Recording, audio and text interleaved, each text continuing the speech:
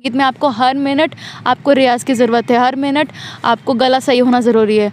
एक अगले दिन आपका गला ख़राब हो गया तो आपको लोग रिजेक्ट कर देंगे स्टूडियो में या कहीं पे भी। तो संगीत इतनी आसान चीज़ नहीं है, ईश्वर का वरदान है, वो सबको नहीं मिलता है। लेकिन इन्होंने ना बड़ा अच्छा आप लोगों को सुझाव दिया है कि बहुत लोग कहते हैं कि मेरे मम्मी और पापा सपोर्ट नहीं कर रहे हैं, तो आप ये कर सकते हैं कि आप सारे फील्ड में फेल होते जाइए तो आपके गार्जियन जो है वो समझ जाएंगे कि मेरा बेटा किसी फील्ड में पास नहीं होगा, बस यही एक फील्ड है जिसमें आप आगे निकल सकते हैं। देखो देखो तुझको मैं हो के निहार, छोलो गोरा मोरा कांच सा तन नैन भर करे निहार। डांसिंग आग जला देते थे अपने गाने से, वर्षा करा देते थे लोग, इतनी बिल्कुल, हाँ, ताकत हाँ, रखते थे। ये तो लेकिन है। आजकल जो गाने बनते हैं, टिकटॉक चलती है या फिर ऐसे के गाने, तो आपको क्या लगता है ऐसे गानों की वजह से संगीत की आत्मा मरी है या क्या सोचती हैं आप? हम कथा सुनाते राम सकल गुण धाम की,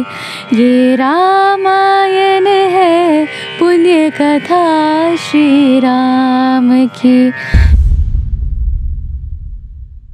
नमस्कार दोस्तों, मैं हूं पल्लवी राय और आप देख रहे हैं भारत एक नई सोच। दोस्तों, कहते हैं ना कि जब आपको कुछ करने का मन हो तब आप उसको करते वक्त ये नहीं सोचते हैं कि आप कितनी मेहनत कर रहे हैं या आप कितना समय लगा रहे हैं। हम चैतन्या से मिलने आए हैं। इनसे मेरी बातचीत बहुत पहले हुई थी लेकिन संजोग नहीं हुआ कि मैं इनसे मिल पाऊँ। बनारस तो मैं दूसरी बार आ रही हूँ, लेकिन तब पहली बार जब आई थी तब भी नहीं मिल पाई थी। तो आज सौभाग्य ही कहेंगे कि आपसे मुलाकात हो रही है। चैतन्या बहुत अच्छा गाती हैं और मैं इनसे ये भी जानना चाहूँगी क्या इन्होंने सोचा ही था कि संगीत में ही अपना भविष्य देखना है या ये कुछ और करना चाहती थी और बाद में किसी एक मोड़ पर कुछ मन बना और संगीत की तरफ रुझान बढ़ा, ये सारी चीज़ें। तो चैतन्या, पहले आपका बहुत बहुत स्वागत है। और मेरा पहला सवाल यही है जी, क्योंकि बहुत कम लोग हैं जो संगीत में अपना भविष्य देख रहे हैं। कोई डॉक्टर बनने की कोशिश कर रहा है, कोई इंजीनियर बनना चाहता है, कोई IAS ऑफिसर बनना चाहता है। तो आपने क्या शुरू से ही सोचा था कि आपको संगीत में आना है या आपका भी कोई अलग एम था?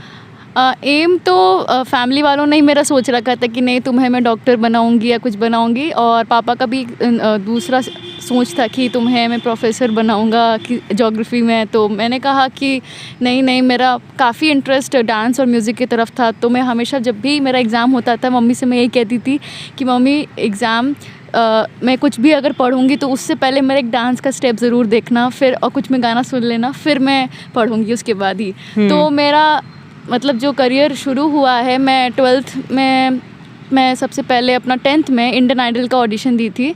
इंडियन आइडल ऑडिशन का नोटिस आया था तो मुझे ज़्यादा इसके बारे में पता नहीं था। फिर जैसे ही मैं वहाँ गई, स्कूल में नोटिस का फॉर्म भरा, उसके बाद सब डिटेल्स आई। तो वहाँ मैं एकेडमी जो ट्रेनिंग मतलब लेने के लिए जगह है, रविंद्रपुरी में था पहले, तो वहाँ पे मैं ट्रेनिंग ली वहाँ पे 3 साल। तो मैं उसके लिए सेलेक्ट हुई थी कि उन्होंने कहा था कि आप वॉइस को ट्रेन कर सकती हैं, आपका वॉइस मतलब अच्छा है तो आप आगे बढ़ सकती हैं। तो उसके लिए मैं ज्वाइन की थी एकेडमी। वहाँ 3 साल मैं सीखी। मेंटोर जो भी थे वहाँ आलोक द्विवेदी जी थे और भी लोग थे, तो उनसे तो ज़्यादा कुछ नहीं हो पाया। लेकिन उसके बाद मैंने अपना ड्रॉप कर दिया प्री बोर्ड्स और बोर्ड्स के कारण 12th में। तो 12th में मेरा म्यूज़िक था। उसके बाद मैं अपने गुरुजी श्री आदित्य भंडारी जी से मैं अभी सीख रही हूँ, जो कि बनारस के गोल्ड मेडलिस्ट हैं, और अभी जस्ट रिसेंटली PhD कर रहे हैं वो बनारस से। और काफ़ी मतलब उनके कारण ही आज जो भी कुछ गा पा रहे हैं सिर्फ उनके कारण ही गा पा रहे हैं।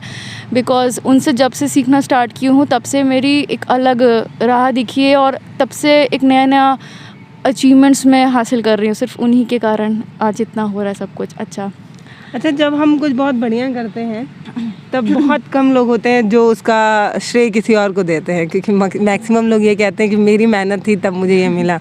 दर्शक ना सोच रहे होंगे कि खाली बस ये सुनने को मिल रहा है कि बहुत अच्छा गाती हैं, लेकिन सुनने को तो कुछ मिल नहीं रहा। तो एक छोटा सा गाना आप पहले गाएं, उसके बाद बातचीत आगे बढ़ाई जाए। अजीब दास्तां है ये, कहाँ शुरू कहाँ ख़त्म, ये मंजिलें है कौन सी, ना वो समझ सके ना हम।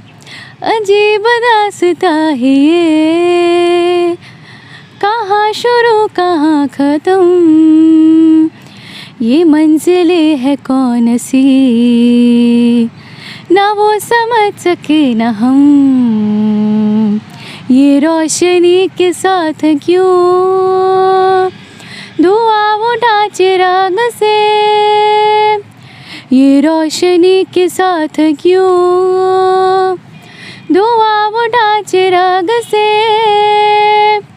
ये ख्वाब देखती हूँ मैं कि जग पड़ी हूँ ख्वाब से, अजीब दास्तां है ये, कहाँ शुरू कहाँ ख़त्म, ये मंजिलें है कौन सी, ना वो समझ सके ना हम। Thank you. अजीब दास्तां है ये। तो आप कहाँ देख रही हैं अपना भविष्य, और अभी आपको क्या लगता है कि आपको अभी और क्या क्या सुधार करना है या कितनी और मेहनत करनी है कि आप जो सपने देख रही हैं वो पूरा कर पाएंगी? जो मैं एक इंटरनेशनल फेस्ट हुआ था कृष्ण प्रिया महोत्सव करके, उसमें मैं काशी मुझे कला सम्मान मिला था, उसमें राष्ट्रीय कला सम्मान। तो उसमें मुझे सेकंड मतलब हैंड की पोजीशन हैंडल की थी मैं सिनेमैटिक वोकल में। तत्पश्चात मैं इसके बाद मुझे प्राइड अवार्ड बनारस मिला 2020 में प्राइड सिंगर के लिए। फिर उसके बाद मुझे पूर्वांचल के उस्ताद में मैं अभी सेकंड राउंड के लिए सिलेक्टेड हूँ बनारस से। बाहर से भी और लोग हैं पार्टिसिपेट, तो उसमें से 24 में से 12 लोग सेलेक्टेड हैं सेकेंड राउंड के लिए। और उसके बाद अभी रिसेंटली मुझे सुर तरंग से 2018 या 19 में मुझे फर्स्ट प्राइज़ मिला। मैं सेलेक्ट हुई थी बनारस से हिंडाल्को के लिए। तो हिंडाल्को से मुझे दिल्ली राउंड के लिए मुझे मौका मिला था, मैं जा नहीं पाई कुछ कारणों से, तो मुझे वहाँ पे फर्स्ट प्राइज़ मिला स्टेट लेवल में। तो यही है अचीवमेंट्स। आपको कौन से गाने ज़्यादा अच्छे लगते हैं, शास्त्रीय संगीत या? मुझे सारे गाने अच्छे लगते हैं, बट शास्त्रीय संगीत में क्या है कि इसके लिए आपको बहुत धैर्य और पूर्णता से काम करना होता है, मतलब स्थिर होके शास्त्रीय में जहाँ तक मेरा है। और बाकी बॉलीवुड लाइट में लोग बिल्कुल लाइट लेते हैं, लेकिन एक्चुअल में वो लाइट होता नहीं है, बिकॉज उसमें बहुत बारीकियाँ, बहुत चीज़ें जो होती है जो बहुत लोग मिस आउट कर देती है उस चीज़ों को। तो मेरे कहने का मतलब है कि हर विधा को गाना अच्छा है, तभी आप वर्सेटाइल सिंगर बन पाएंगे। तो मैं हर विधा को ही गाती हूँ। एक और गाना और मेरे दर्शक चाह रहे होंगे, क्योंकि वो ना जब ऐसे सिंगर मिलते हैं तो लोग सोचते हैं कि बात कम हो और गाना ज़्यादा सुना जाए। जी ज़रूर। मेहरबान बैठे जाने जा, शौक से लीजिए जी इश्क के इम्तिहान, आइए मेहरबान बैठे जाने जा, शौक से लीजिए जी इश्क के इम्तिहान, आइए मेहरबान। कैसे हो तुम नौजवान, कितनी हंसी मेहमान, कैसे हो तुम नौजवान, कितनी हंसी मेहमान, कैसे करूं मैं बयान, दिल की नहीं है जुबान, आइए मेहरबान। बहुत अच्छा गा रही हैं, और मुझे लग रहा है कि इनका गाना सुनने से शुगर हो सकता है, शुगर के मरीज हो सकते हैं आप। बहुत मीठा गा रही हैं। कितने साल से आप प्रयास कर रही हैं, और आपको क्या लगता है कि जो भी लोग सिंगर बनना चाहते हैं उन्हें बस कोशिश करते रहना चाहिए या उन्हें सीखने की ज़रूरत है?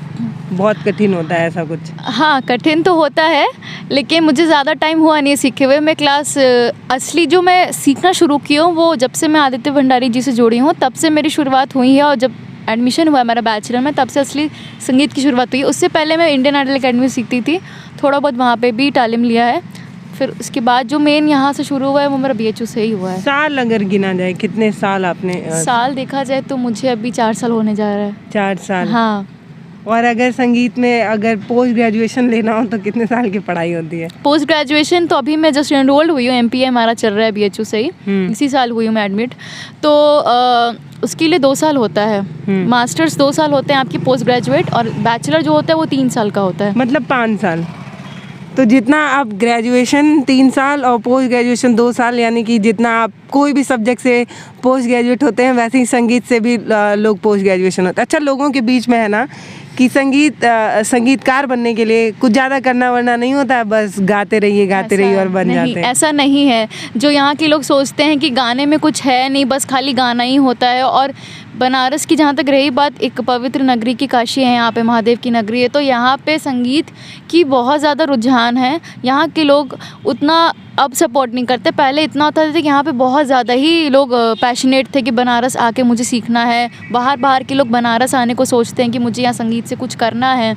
तो अभी कुछ कारणों से काफ़ी ज़्यादा यहाँ पे राजनीति के युग के कारण कुछ लोग अच्छे बच्चे जो डिज़र्व करते हैं वो लोग भी आज पीछे हट जा रहे हैं। तो जिनका मानना होता है कि संगीत में कुछ रखा नहीं है, बट संगीत में जितनी ज़्यादा धैर्य, संपूर्णता और स्थिरता होने की ज़रूरत होती है उतना किसी फील्ड में नहीं होता है। बाकी सब्जेक्ट में तो आप पढ़ के याद कर लेंगे, लेकिन संगीत में ऐसा नहीं है। संगीत में आपको हर मिनट आपको रियाज़ की ज़रूरत है, हर मिनट आपको गला सही होना ज़रूरी है। अगले दिन आपका गला ख़राब हो गया तो आपको लोग रिजेक्ट कर देंगे स्टूडियो में या कहीं पे भी। तो संगीत इतनी आसान चीज़ नहीं है, ईश्वर का वरदान है, वो सबको नहीं मिलता है। और एक कोई गाना अगर आप गाना चाहें? गाना ओके। कहना है क्या ये नैन एक अनजान से जो मिले, चलने लगे मोहब्बत की जैसे ये सिलसिले, अरमान ये ऐसे दिल में मिले जिनको कभी मैं न जानूं, वो हमसे हम उनसे कभी ना मिले, कैसे मिले दिल न जानूं, अभी क्या करे क्या नाम ले, कैसे उन्हें मैं पुकारूं, कहना ही क्या ये नैन एक अनजान सी जो मिले, चलने लगे मोहब्बत की जैसे ये सिलसिले। आपके पिताजी आपको प्रोफेसर बनाना चाहती थी और मम्मी डॉक्टर, और आप एक सिंगर बनना चाहती थी। बिल्कुल। तो कैसा कश्मकश था जब आपने घर में बताया होगा कि ना मुझे डॉक्टर बनना है और ना मुझे प्रोफेसर बनना है, मैं अपनी दुनिया जीना चाहती हूँ? एक्चुअली उनको मतलब मैं बोलने का अवसर ही नहीं दी। उनको लगा ही कि ये लड़की किसी सब्जेक्ट में कुछ अच्छा नहीं कर पाएगी, खाली इनका पढ़ाई नहीं पर फोकस हो पाता तो इसको गाना ही में डाल दो। मम्मी का बहुत सपोर्ट रहा है, अभी भी करती हैं सपोर्ट, हमेशा करेंगी वो। मम्मी और पापा दोनों का सपोर्ट रहा है, और एक मेरी दीदी हैं वो भी सपोर्ट करती हैं मुझे, फैमिली में खुद की दीदी हैं, और अभी तो फ़िलहाल आउट ऑफ इंडिया रहती हैं वो। तो एक तरह से देखा जाए तो मुझे अवसर ही नहीं मिला बोलने को, क्योंकि सबको देखा था कि पढ़ाई तो नहीं कर पाएगी, गाना तो ज़रूर कर लेगी, और इसको यही कारण से मेरा एडमिशन भी हुआ। अच्छा, तो आप एक हमारे नौयुवा जितने लोग हैं उनको एक बहुत अच्छा टिप दी है इस बात से कि अगर आप अपना फ्यूचर किसी और फील्ड में देखना चाहते हैं तो आपको ये साबित कर देना होगा कि बाकी किसी फील्ड में आप अच्छा नहीं कर पाएंगे, तभी आपके गार्जियन आपको सपोर्ट करेंगे। ये तो है। आपको दृढ़ संकल्प की ज़रूरत है। आपका मेहनत अगर दिखा हो तो सफलता तो आपको प्राप्त है। एक और गाना गाना तो काफ़ी आप लोग डिमांड कर रहे हैं ज़रूर। अच्छा, लेकिन एक होता है लालसा, जब आप किसी सिंगर के साथ बैठ जाइए या किसी भी कवि के साथ बैठ जाइए तो आपकी लालसा जो है वो हमेशा बढ़ते चली जाती है कि एक और सुन ले, एक और सुन ले, एक और सुन ले। ज़रूर मैं आपको बता रही हूँ। श्रेया घोषाल जी का गाया हुआ है, मोहे रंग दो लाल, मोहे रंग दो लाल, नंद के लाल लाल, छेड़ो नहीं बस रंग दो लाल, मोहे रंग दो लाल, देखो देखो तुझको मैं होके निहार, देखो देखो तुझको मैं होके निहार, छोलो गोरा मोरा कांच सा तन नैन भर करे निहार, मोहे रंग दो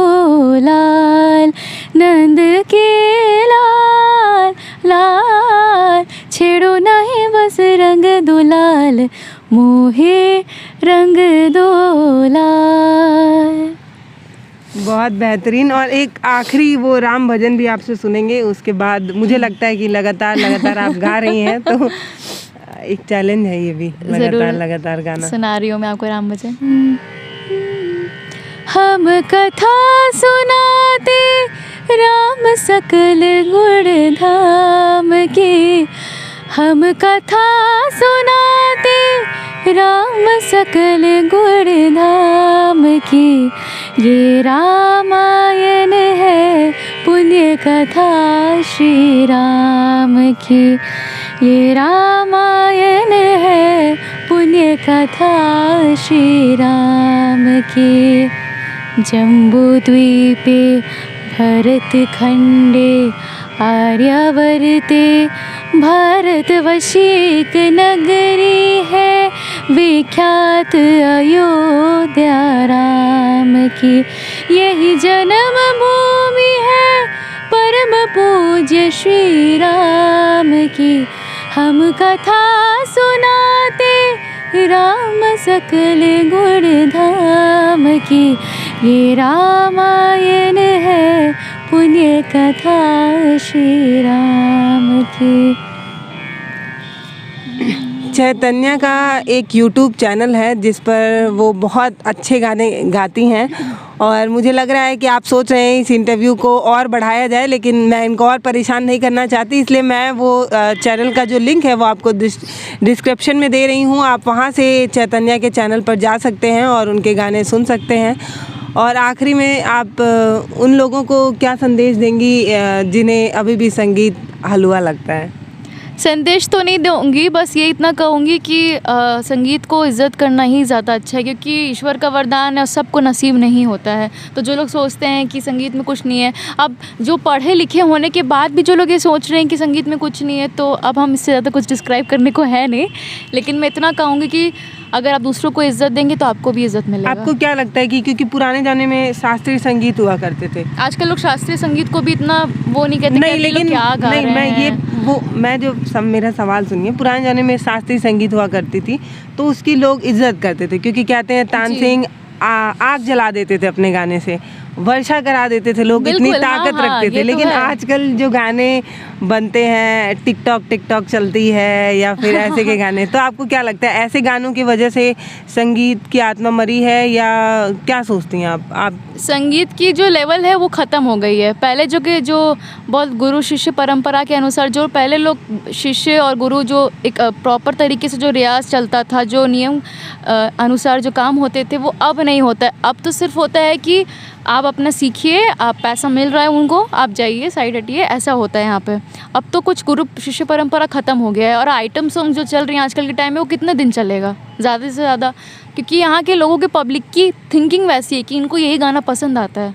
बट शास्त्रीय संगीत में जो रखा है वो हमेशा एक लाइफ टाइम अचीवमेंट रहेगा वो। तो आजकल के जैसे बहुत बड़े गुरु पंडित भीमसेन जोशी जी, पंडित जसराज जी तो हमारे बीच नहीं रहे, लेकिन पंडित भीमसेन जोशी जी और गिरजा देवी जैसे लोग आजकल जो बना अपना के गए हैं, तो वो अपना एक छोड़ के गए, जो छाप जिसको कहते हैं, अपना जो अपने गायकी का जो बात है वो अपना छोड़ के गए हैं। तो लोग उसको हमेशा वो चीज़ याद करते रहेंगे, और लोग करते भी हैं आज के टाइम। जो मेहनत से लिखा गया इतिहास रहता है वो हमेशा दिन प्रतिदिन गाढ़ा ही होता जाता है। और चैतन्या की चिंता भी जो है वो कुछ हद तक जायज़ है। उनका कहना है कि संगीत को जानबूझकर ख़त्म किया गया है और इसमें कई लोग जिम्मेदार हैं जिन्होंने संगीत को समझा नहीं, जो संगीत को बेवजह ही ब्लेम करते रहे, उन्होंने शायद संगीत की आत्मा को मारा है। लेकिन संगीत अपने आप में बहुत धन्यवान है और वो भगवान का तोहफ़ा है जो हर किसी को नहीं मिलता। अब मैं अपने आप को ही देख लूँ तो मैं गा ही नहीं सकती, मैं गा ही नहीं सकती। अगर मैं गा दूँ तो 3-4 लोग भाग ही जाएंगे। तो ये हर किसी को नहीं मिला है। तो आपने इनकी बातचीत सुनी, आपको कैसा लगा ये आप मुझे कमेंट बॉक्स में लिखकर ज़रूर बताइएगा। वीडियो देखने के लिए बहुत बहुत धन्यवाद।